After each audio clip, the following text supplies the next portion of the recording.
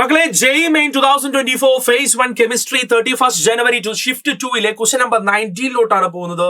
Purely നമ്മുടെ GOC1 general organic chemistry 1 relate ചെയ്തിട്ടുള്ള ഒരു ക്വസ്റ്റ്യൻ ആണ് തന്നിട്ടുള്ളത്. നമ്മൾ ചോദിച്ചുള്ളത് ഇവിടെ എവിടെയാണ് ഇലക്ട്രോഫിലിക് സബ്സ്റ്റിറ്റ്യൂഷൻ റിയാക്ഷൻ ഏറ്റവും കൂടുതൽ സംഭവിക്കാൻ ചാൻസ് ഉള്ളത്. നമുക്ക് നോക്കുന്ന സമയത്ത് ഇയാള് ഇപ്പൊ CH3 എന്ന് പറയുന്ന മോളിക്യൂള് ഒരു +I എഫക്ട് കാണിക്കുന്ന ആൾക്കാരാണ്. ക്ലോറിൻ ഈസ് -I എഫക്ട് കാണിക്കുന്നതാണ് അല്ലെ. -I എഫക്ട് ഉണ്ട്, +R ഉണ്ട്, but -I effect is more than +R, dominate ചെയ്യുന്നു പഠിച്ചിട്ടുണ്ട്. NO2 എന്ന് പറയുന്ന മോളിക്യൂള് -R എഫക്ട് കാണിക്കുന്നതാണ്.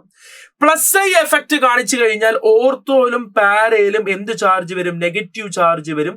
അതിൽ ഇലക്ട്രോഫിലിക് സബ്സ്റ്റിറ്റ്യൂഷൻ റിയാക്ഷൻ പെട്ടെന്ന് സംഭവിക്കും.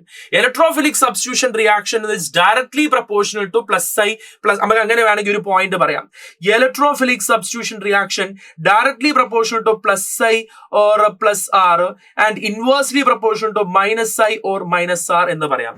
അപ്പൊ ഇതിൽ +Iൽ ഏറ്റവും കൂടുതൽ ഇലക്ട്രോഫിലിക് സബ്സ്റ്റിറ്റ്യൂഷൻ റിയാക്ഷൻ സംഭവിക്കും എന്ന് പറയുമ്പോൾ ഏറ്റവും കൂടുതൽ ഇലക്ട്രോഫിലിക് സബ്സ്റ്റിറ്റ്യൂഷൻ റിയാക്ഷൻ എവിടെ സംഭവിക്കും? BE എന്ന് പറയുന്ന മോളിക്യൂൾ സംഭവിക്കും.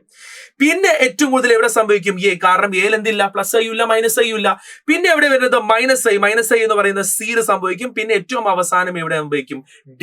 അങ്ങനെ വരുന്ന ഓപ്ഷൻ ഏതാ വരും നോക്കുക? BACD, that is option 4 will be your right answer. നിങ്ങൾ ആൻസർ വരുന്നത് ഓപ്ഷൻ 4 ആയിരിക്കും. Is it right?